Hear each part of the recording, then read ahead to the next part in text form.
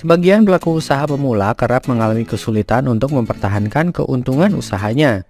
Kondisi ini diperparah dengan adanya beberapa hal lain yang membuat pemasukan usaha hilang secara perlahan.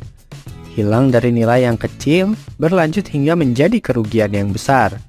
Untuk membantu Anda mencari tahu apa yang bisa Anda perbaiki, berikut ini beberapa faktor umum yang bisa menjadi penyebab sebuah bisnis tidak untung bahkan mengalami kerugian. Kalimat "jalani saja dulu" memang bisa membantu Anda memulai usaha, tapi penting bagi Anda untuk memiliki rencana usaha yang baik dan terstruktur. Entah itu rencana jangka pendek ataupun jangka panjang. Kenapa? Karena rencana tersebut bisa Anda jadikan panduan dalam mengatur keuangan usaha. Di dalam dunia usaha, kemampuan Anda dalam mengatasi masalah menjadi faktor penting dalam kesuksesan. Anda harus mampu mengidentifikasi resiko-resiko yang mungkin timbul dan mengatasinya sebelum menjadi masalah yang lebih besar. Sebagai pelaku usaha yang baik, Anda harus punya pencatatan keuangan yang baik. Karena untuk mengetahui berhasil atau tidaknya usaha yang sedang Anda jalankan, Anda harus memahami dengan jelas kondisi keuangan Anda sebenar-benarnya. Misalnya berapa biaya yang sudah Anda keluarkan untuk membeli bahan baku, berapa keuntungan setiap bulan, berapa aset yang sudah Anda miliki, dan lainnya. Jika Anda tidak mengetahui hal ini, maka kemungkinan besar bisnis Anda akan kesulitan untuk mencapai keuntungan.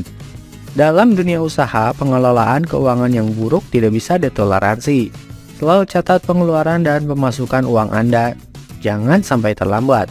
Karena jika terlambat mencatat, Anda bisa salah perhitungan.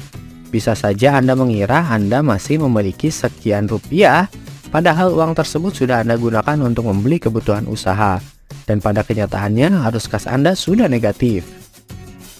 Sebagian pelaku usaha pemula merasa harus mengendalikan seluruh hal di dalam usahanya. Bahkan saat punya tim, mereka juga menempatkan satu orang untuk mengemban beberapa peran sekaligus. Misalnya satu orang berperan sebagai manajer, akuntan, sekretaris, salesman, dan penjaga toko. Bayangkan jika itu adalah Anda. Tentunya Anda tidak mungkin melakukan peran tersebut secara bersamaan, bukan?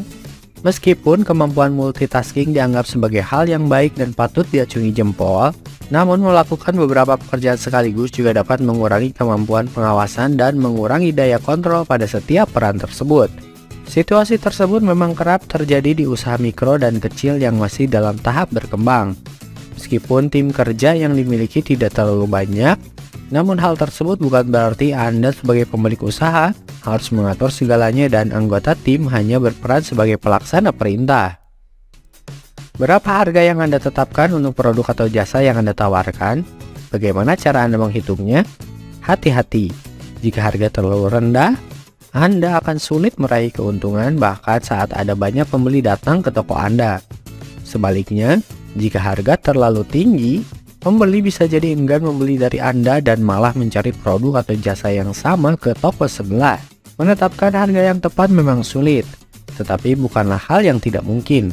Anda dapat melakukan analisis pasar untuk mengetahui karakteristik calon pelanggan seperti golongan sosial dan kemampuan finansial mereka. Selain itu, cari tahu juga harga yang ditetapkan oleh pesaing bisnis yang menjual produk atau jasa yang serupa.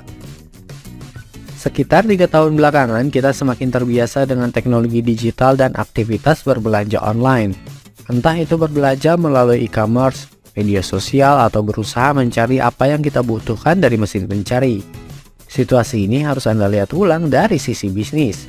Maksudnya Anda harus memanfaatkan peluang untuk mendapatkan pelanggan dan menghasilkan keuntungan dengan menghadirkan toko Anda secara online.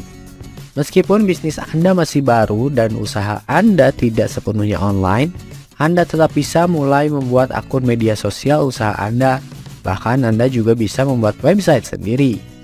Jadi itulah beberapa penyebab bisnis Anda tidak untung. Bagaimana menurut Anda? Silahkan tuliskan di kolom komentar.